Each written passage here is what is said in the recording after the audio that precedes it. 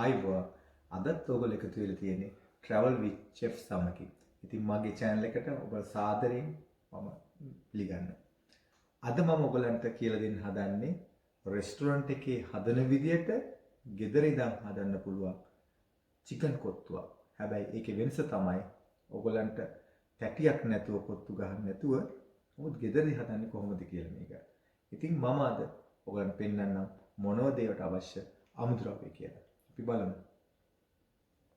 ඉතින් මේව තමයි අපේ අමුද්‍රව්‍ය. මුලින්ම මේ හීනෙන් ලියාගත්ත ලුණු තියෙනවා. ඊළඟට කැරට් තියෙනවා. ගෝව තියෙනවා. ලීක්ස් තියෙනවා. කරපුංච තියෙනවා. අවුමිරිස් පොඩ්ඩක් තියෙනවා මේ අවශ්‍ය නම් දාන්න. ඊළඟට ස්ප්‍රින්ග් අනියන් තියෙනවා.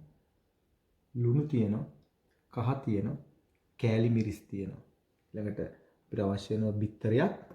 ඊළඟට මම මේ කලින් වීඩියෝ වල අපි මම පෙන්නුවා කොහොමද ගෝදම් රොටි හදන්නේ කියලා. ඉතින් ඒ ගෝදම් රොටි හදන විදිහම තමයි මේක හදලා තියෙන්නේ. හදලා මේකේ විශේෂය තමයි මේක පොඩියට තමයි කපන්න ඕනේ. මේක ලොකුවට කපන්න බෑ. මේ විදිහට පොඩියට කපා ගන්න ඕනේ. මේ මං හීනියට කපාගෙන තමයි මම මේක තියෙන්නේ. ඊළඟට අපි චිකන් කොත්තුවක් නිසා මම කලින් උයාගත්ත චිකන් කරි එකක් මෙතන තියෙනවා. ඊළඟට අපිට අවශ්‍ය කරන මේ ඔයිල් ලෑස්ති. එහෙනම් අපි බලමු කොහොමද හදන්නේ කියලා. එහෙනම් අපි මුලින්ම මේ විදිහට මේ පෑන් එක මේ විදිහට රත් කරගත්තා. ඊළඟට මම මේ විදිහට මුලින්ම මේ ඔයිල් ටිකක් මේකට එකතු කරනවා. පොඩ්ඩක්. මේ බලන්න මේක වැඩි වෙලාවක් යන්නේ නැහැ. දැන් ඔයිල් ටික මේ විදිහට රත් වෙනවා. මුලින්ම මම එකතු කරන්නේ මේකට මේ කපාගත්ත ලුණු.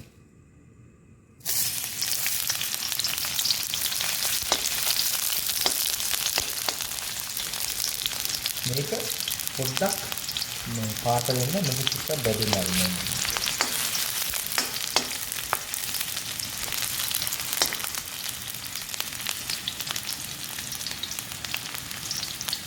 මේ බැදෙනකොට කරපුංච ටිකක් එකතු කරනවා. ඒත් එක්කම මම එකතු කරනවා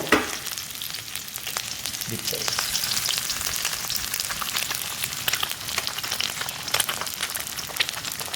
මොකද මම මෙහෙම එකතු කරේ මොකද නැත්තම් බිත්තරේ කලින් එකතු කරේ නැති වුණොත් මේක බිත්තරේ ඇලෙන්න ගන්න තාක්ෂි.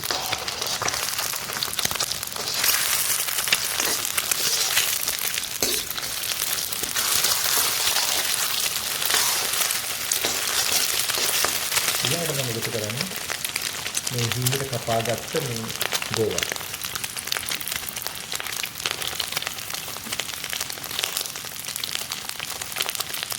ඊළඟට මේ වගේ කැරට් ටික ලීක්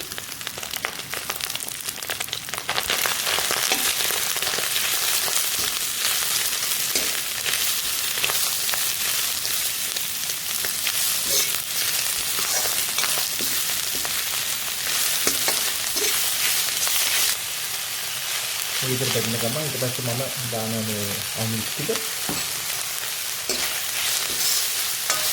මේක මේ විදිහට මේ ටික සම්බෙන්න ඕනේ.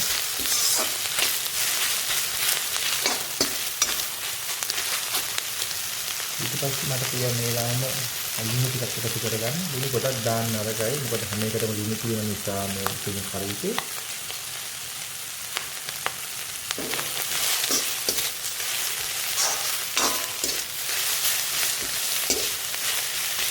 ඊළඟට මම මේක දැන් පොඩ්ඩක් පාට වෙන්න මම එකතු කරනවා මේකට පහ කුඩු පොඩ්ඩක්.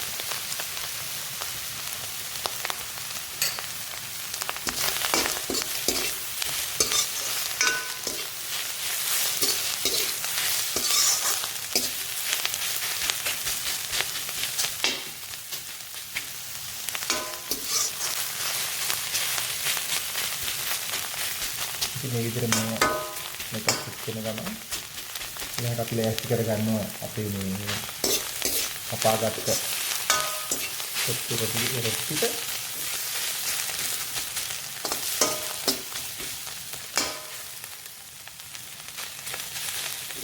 ඊළඟට මම මේ දැන් මම එකතු කරන මේකට තමන්ට මේ දැවිල්ල අනුව බලලා මේ කෑලි මික්ස් ටික. මොකද මම රොටි එකට එකතු කරන්නේ නැහැ. කෑලි නැත් එක හරියට මික්ස් වෙන නිසා. ඒක මික්ස් කරනවා. ඊට පස්සේ මම එකතු කරන පොටි ටික. මේක අපි එක්කෙනෙකුට टमाटर අරන් තියෙනවා. දැන් මේක මේ විදිහට හද ගින්නේ මේ ගින්දරට අඩු කරලා මේක මික්ස් කරනවා. ආවෝ තේරෙන්නේ නැති මේ පාට මේක හොඳට මික්ස් කරනවා.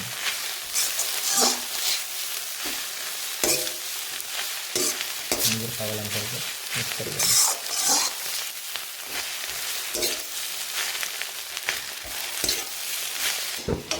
මේක හොඳයි මික්ස් කරලා තියෙන්නේ. ඊළඟට මම මේකට එකතු කරනවා මේ චිකන් කාරි මම කලින් දාගත්ත චිකන් කාරි එක. මේක ඊට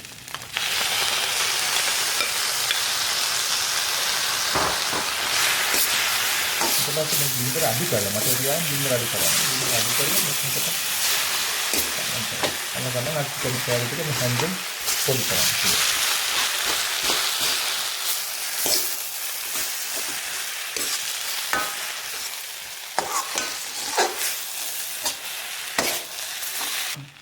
දැන් මම මේකට ස්ප්‍රින්ග් අනියන් ටික එකතු කරනවා මේ විදිහට.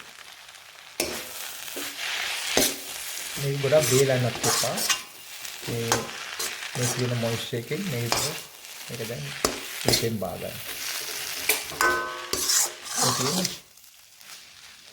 මේ වගේ පෑන් එකේ තමයි මේ කොට්ටුව හැදෙන්නේ.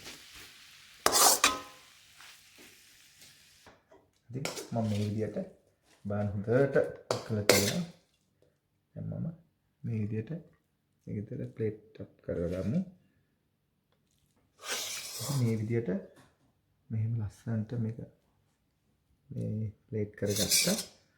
ඒක කරලා ඊට පස්සේ අපි මේකට ඉතුරුලා තියෙනවා ස්ප්‍රින්ග් අනියන්. මේ වගේ අපි පොඩියට ලස්සන ගාර්නිෂ් එකක් කරලා මේ ඉතුරුච්ච ස්ප්‍රින්ග් අනියන් ටික මේ විදිහට මේක සරස ගන්න.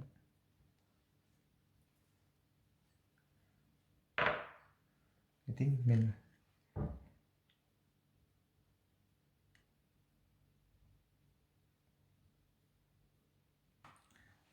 ඔන්න බලන්න දැන් මම ඔයගලන්ට රෙස්ටුරන්ට් විදියටම ගෙදරදීම චිකන් කොත්තුවක් හදාගන්න විදිය මම කියලා දුන්නා.